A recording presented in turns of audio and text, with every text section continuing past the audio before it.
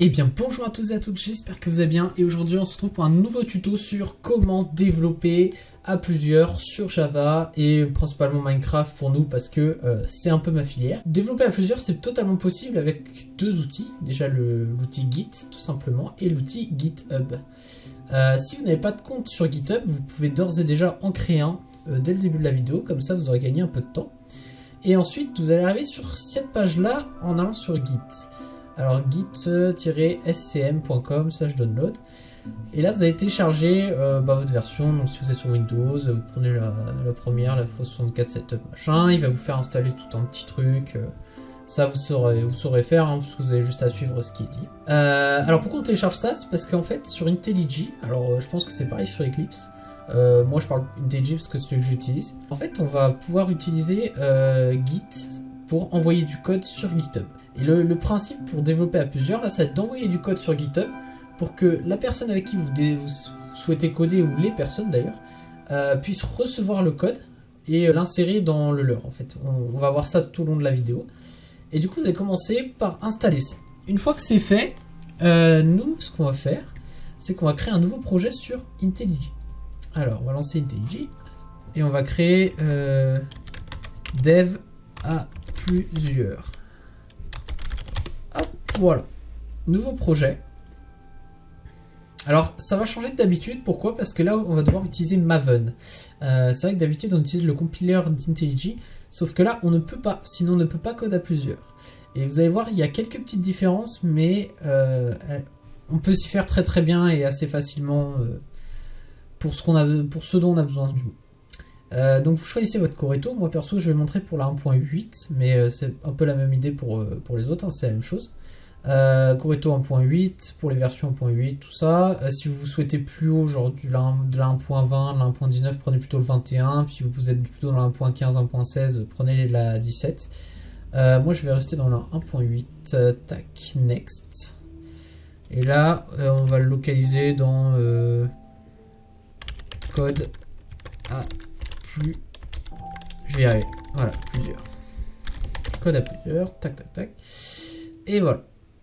Et là, vous voyez, contrairement à d'habitude, on a plusieurs modules qui se sont créés, plusieurs fichiers, dont un petit fichier qu'on appelle pom.xml. Alors, à quoi il va nous servir ce petit fichier? Et ben, en fait, c'est là qu'on va y mettre notre artefact. Contrairement à d'habitude, on doit faire un project structure, tout ça. Et là, on va pas passer par tout ça, on va passer juste à l'écrit. Donc ce qui va se passer, c'est que par exemple, on va mettre notre package principal. Donc d'habitude, vous mettez fr, votre pseudo, machin. Là, vous pouvez aussi, hein. Moi, je vais juste changer un peu. Je vais mettre net.code à plusieurs. Hop, voilà. C'est tout simple. Et en fait, vous allez créer votre package dans source cette fois, main. Et sur Java en fait, là ça change parce qu'avec Maven c'est plus pareil. Donc vous allez coller, c'est la même chose, net machin, et vous allez créer votre classe main sur ce package. Voilà. Pareil, la différence c'est que si vous avez un plugin.yml ou un config.yml, tout ça vous le créez pas dans la source comme d'habitude, ça marchera pas. Vous le créez dans ressources, vous faites clic droit et créer un nouveau fichier. Enfin voilà, ça vous savez faire, mais c'est dans ressources cette fois. On a notre classe main, donc pour l'instant on va la laisser comme ça. Et on va mettre notre pomme XML, parce qu'on va avoir besoin de extend Java plugin, comme vous le savez, sauf que là Java plugin, il n'y est pas. C'est tout à fait normal. Donc, vous pouvez coller ce que je vais mettre ici. Hop, voilà, vous avez deux choses. Repository. Repository, c'est en gros la bibliothèque qui gère toutes les dépendances. Donc toutes les dépendances, là c'est Spigot, ça peut être aussi pour d'autres plugins. Si vous utilisez des API, vous aurez besoin de la repository.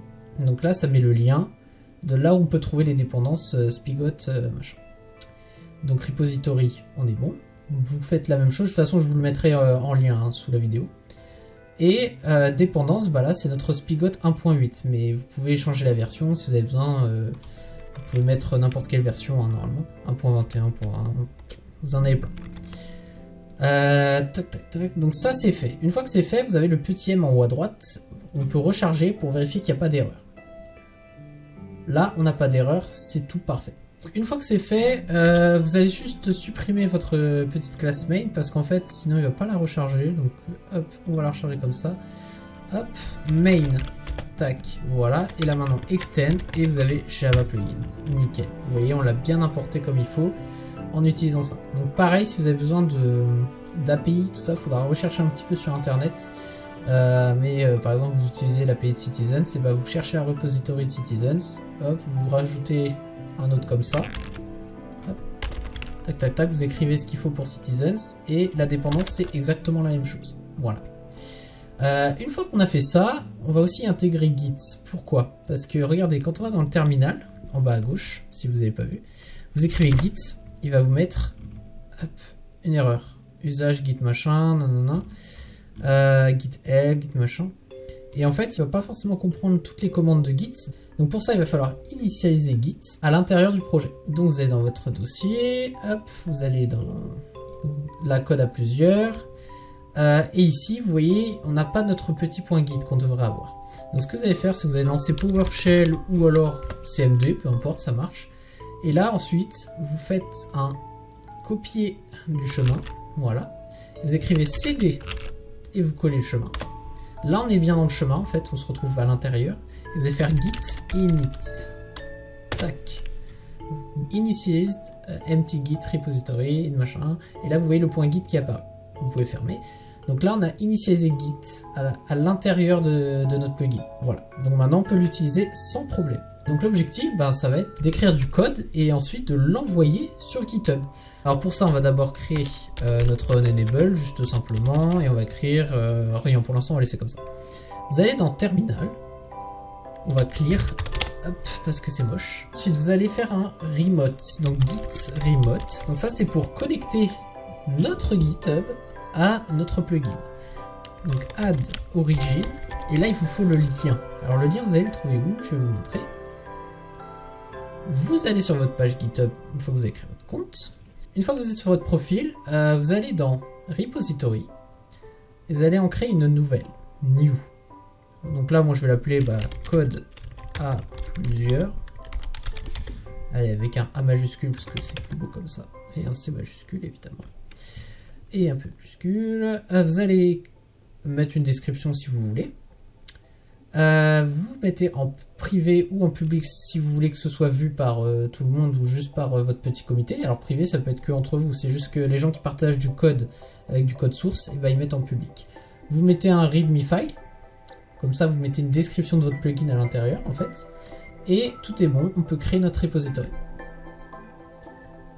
Voilà, on arrive sur cette page. Donc il y a juste le readme qui est vide parce qu'on l'a pas rempli, mais vous pouvez très bien le remplir sur votre plugin aussi. Donc nous, l'objectif, ça va être d'envoyer le code à cet endroit-là. Voilà. Donc comme vous voyez, on a main qui est une branche en fait. Vous pouvez avoir plusieurs branches en fait si vous voulez. Par exemple, vous voulez coder avec vos potes et il y en a un, il va gérer la partie véhicule, d'autres la partie je sais pas, mini-jeu, et puis il y a d'autres parties, tout ça. Et vous pouvez créer plusieurs branches dans lesquelles chacun va coder sa partie, et c'est vachement utile et vachement pratique quand vous avez besoin de coder à plusieurs. Donc maintenant qu'on a ça, nous on va aller dans Code, et là vous voyez, vous avez le petit lien. Vous allez le copier et aller sur IntelliJ. On est sur notre Git remote add origin, et là vous collez le lien, entrée, et voilà, pas d'erreur. Ensuite, qu'on va faire, on va vérifier quelque chose, on va faire git statut pour vérifier sur quelle branche on est. Est-ce qu'on est sur la branche main ou est-ce qu'on est sur une autre branche? Et là vous voyez, on est sur la branche master, sauf que la branche master, elle n'existe pas, donc ça risque de nous poser problème. Donc ce qu'on va faire, c'est qu'on va remplacer, on va faire un git fetch origin. Origin, en fait, si vous voulez, c'est la bibliothèque qui gère les branches, c'est-à-dire dans la bibliothèque origin, vous avez la branche main, machin. Donc on va fetch.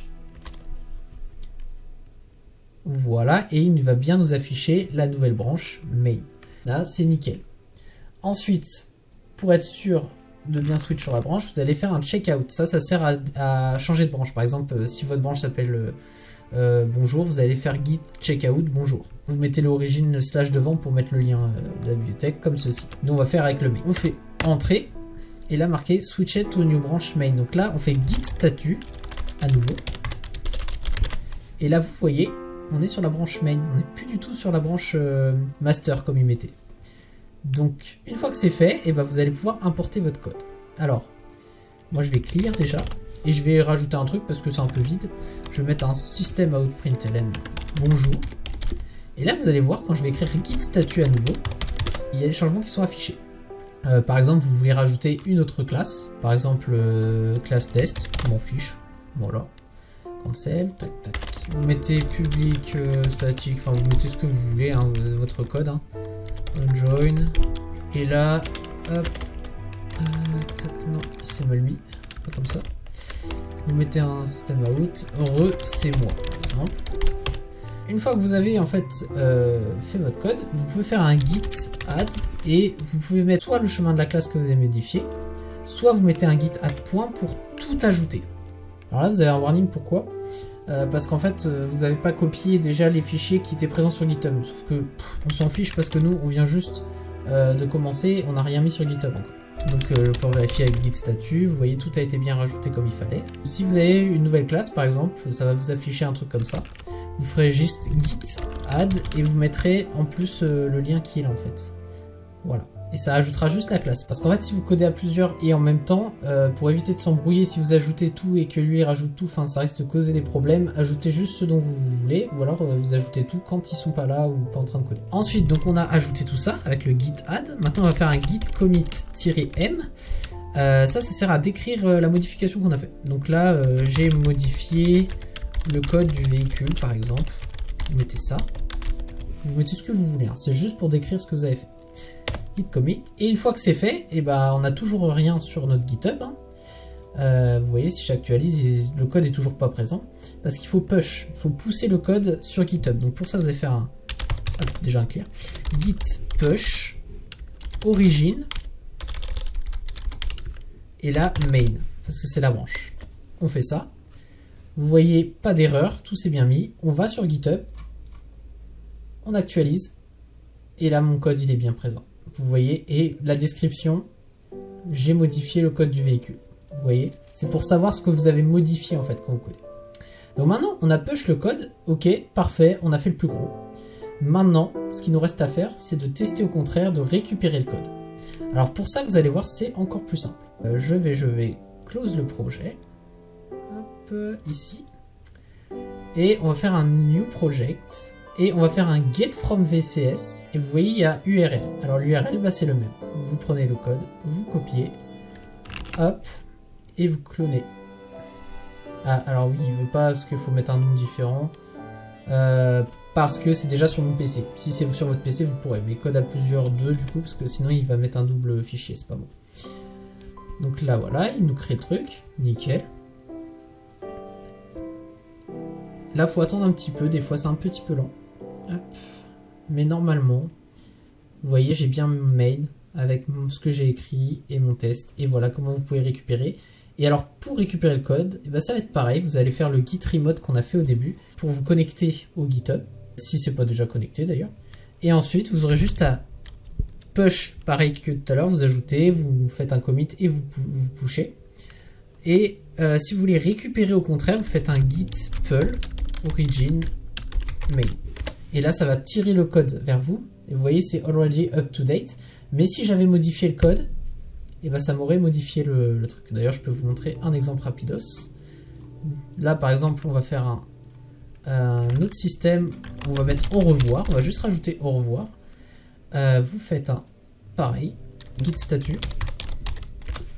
Vous voyez, j'ai rajouté juste ça. Donc, je copie ça. Git add. Hop, voilà. Git commit -m modif 2.